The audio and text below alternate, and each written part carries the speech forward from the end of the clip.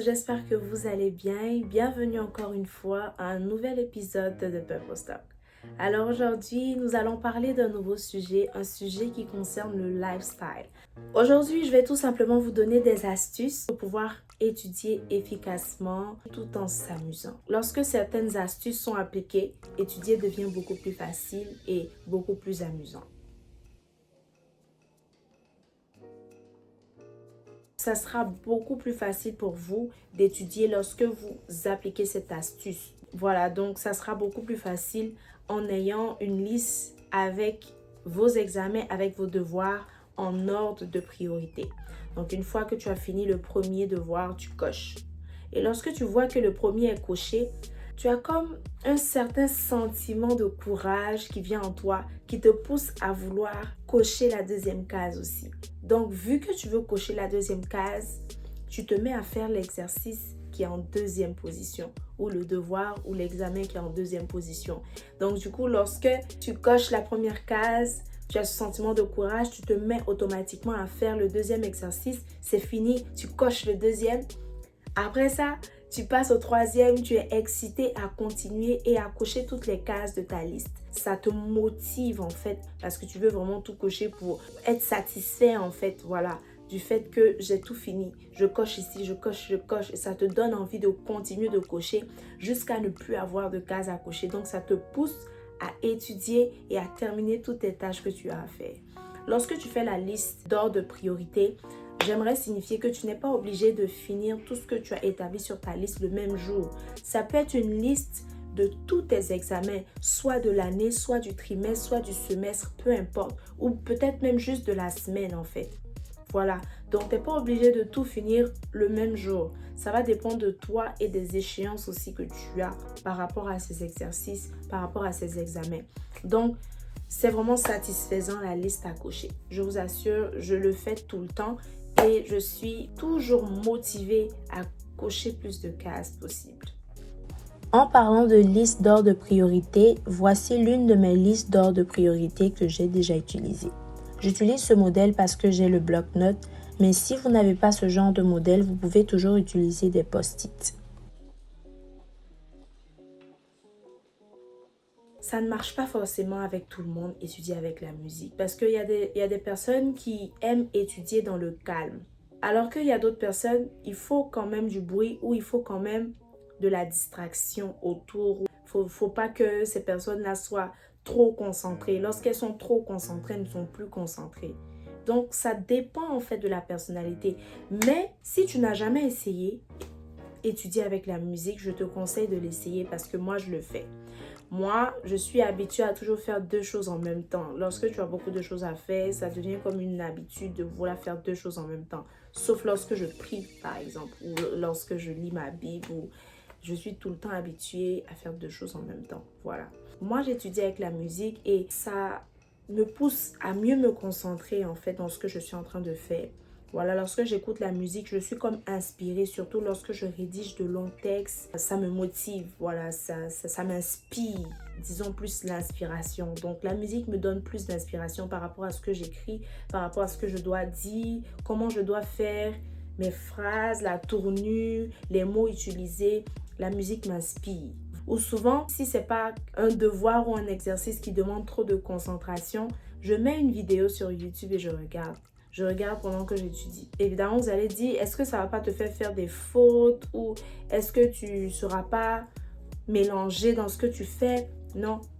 Voilà. Et après ça, lorsqu'il est temps de vérifier, j'arrête la musique ou j'arrête la vidéo. Je me concentre bien pour vérifier ce que j'ai écrit, pour vérifier ce que j'ai fait. Donc, pendant, c'est correct, mais après, il faut quand même prendre le temps de vérifier en fait. Ça peut être des fast-food, ça peut être des restaurants, ça peut être des cafés, donc dans d'autres endroits en fait. Souvent, lorsque on se retrouve dans le même endroit toujours, ça fait en sorte qu'on n'a pas trop l'envie ou le goût d'étudier parce que c'est toujours la même chose que tu vois, le même environnement, la même chaise, le même bureau. Tu as juste envie de sortir en fait. Mais tu dois étudier. Donc, ce que tu vas faire, c'est que tu sors. Mais tu sors avec tes cahiers, tu sors avec ton ordinateur, tu sors avec ton travail. Donc, tu vas dans un fast-food. Moi, j'ai déjà étudié dans des fast-foods, c'est relaxant. Ça te donne aussi envie de manger. Vous savez, pour les gens qui aiment manger, c'est comme une source de motivation, genre. Donc, tu vas t'asseoir. Il y a beaucoup d'autres personnes aussi. Donc, pendant que tu étudies, tu vois d'autres choses. C'est un nouvel environnement. Et tu regardes les gens entrer dans le magasin, sortir. En fait, ça change. Donc, le changement peut faciliter les choses, faciliter tes études. Ça vaut le coup. Dans les cafés, il n'y a pas tout le temps assez de monde. Voilà, donc, vous pouvez aller dans des cafés. Vous pouvez vous asseoir, commander un café, être en train d'étudier, boire du café. C'est relaxant. Et puis, le cadre est changeant. Ça pousse et ça booste à étudier. Il faut prendre des pauses lorsque tu étudies. Souvent, on n'a pas envie d'étudier ou on n'a pas l'envie d'étudier parce que c'est long, c'est difficile, ça nous pousse à réfléchir, on a mal à la tête, on est fatigué parce qu'on s'est assis 5 heures, 6 heures, 7 heures, 8 heures d'affilée en train d'étudier. Moi, il y a eu un moment où j'ai fait ça, mais ça a failli me détruire en fait. C'était trop surchargeant et à un moment, j'en pouvais plus parce que j'avais trop emmagasinée en fait. J'étais trop restée assise, j'étais comme fatiguée, je pouvais plus rien ajouter. Je pouvais faire des jours entiers en train d'étudier. Donc je pouvais m'asseoir le mardi à 7 heures et me lever le mercredi à 7 heures. Donc 24 heures assise sur une chaise sans me lever, même pas pour manger.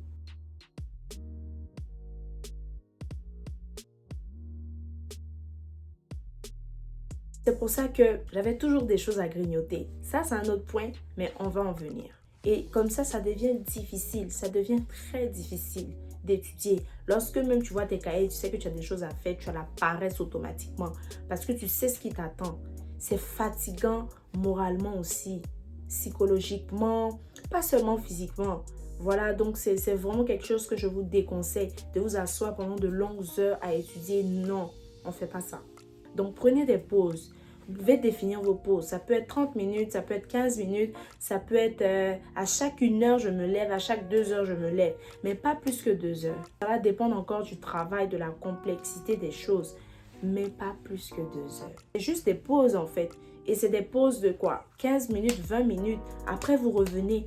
Donc, pourquoi vouloir vous asseoir pendant des heures? Tu es conscient que tu es assis là, ça fait 5 heures, mais tu n'as pas trouvé, même une idée, tu n'as pas trouvé. Tu n'as rien fait. Ça fait 5 heures, tu es assis là, la feuille est encore blanche. Tu n'as rien fait. Parce que tu es trop concentré, tu ne veux pas te lever, tu veux trouver. Ça fait 5 heures du temps, tu n'as rien trouvé. 15 minutes de pause, ça ne va rien changer en fait. Ça va un peu avec la liste des ordres de priorité. Donc, si tu as une liste d'ordres de priorité, lorsque tu coches une case, tu as fini un exercice, récompense-toi. Peut-être en prenant un bonbon, en prenant du chocolat, ce que tu aimes bien. Voilà. Donc, en étudiant sur ta table de travail, tu mets ce que tu aimes. Je sais pas si c'est des bonbons, si c'est du jus. Et lorsque tu manges juste 2 ou tu manges juste 3. Tu te mets aussi des limites. Il faut être rigoureux. Il faut être vraiment rigoureux. Ce n'est pas la peine de venir déposer un carton de bonbons. Tu manges tout. Tu vas faire quoi? Tu n'as rien fait, tu as tout mangé. Bon, c'est quelle motivation tu veux encore? Tu as déjà tout mangé, donc il faut tout faire. Il faut respecter ce qu'on fait. Il faut être rigoureux dans ce qu'on fait. Tu te dis, si je coche une case, c'est équivaut à 2 bonbons. Si je coche une case, c'est équivaut à un jus, un biscuit, un cookie. Ça dépend de toi. Moi, j'aime bien danser souvent. Voilà. Donc, pendant que j'étudie, souvent je me mets, quand je me lève, c'est-à-dire après 2 heures à ma pause que je me suis établie, je me lève, je mets la musique et je danse. Je danse peut-être pendant 15 minutes, 20 minutes. Je danse, ça me permet de relaxer, ça me permet de déstresser. Surtout lorsque je ne trouve pas la solution à mon problème dans ce que je suis en train de faire. Je me lève et je danse. Parce que trop c'est trop. Peut-être quand je vais danser, je vais me défouler, la réponse va venir. Sinon, souvent, je passe des appels. Je peux appeler ma mère, je peux appeler mon père, je peux appeler mon frère. Ou peu importe, mes amis, mes proches, j'appelle. Ou sinon, je mets un petit film que je n'ai pas terminé. Je vais sur Netflix. Donc, Netflix est toujours ouvert à côté, quoi.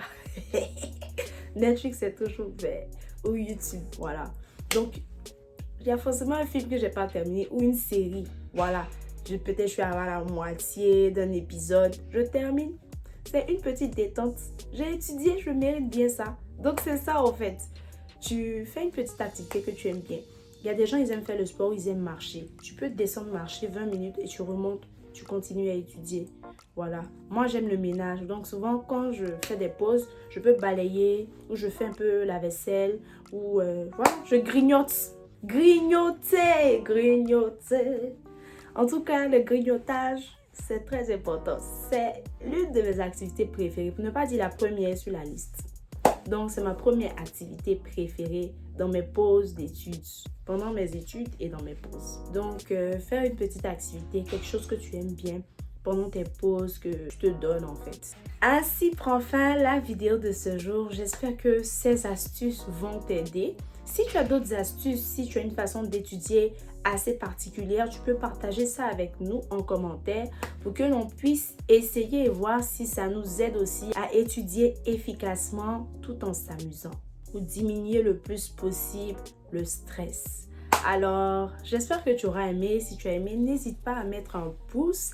N'hésite pas à commenter, à partager et surtout à t'abonner si tu es nouveau ici, si tu es nouvelle ici. N'hésite pas à t'abonner. Sur ce, je vous dis merci d'avoir visionné et à la semaine prochaine pour un nouvel épisode de The Purple Talk.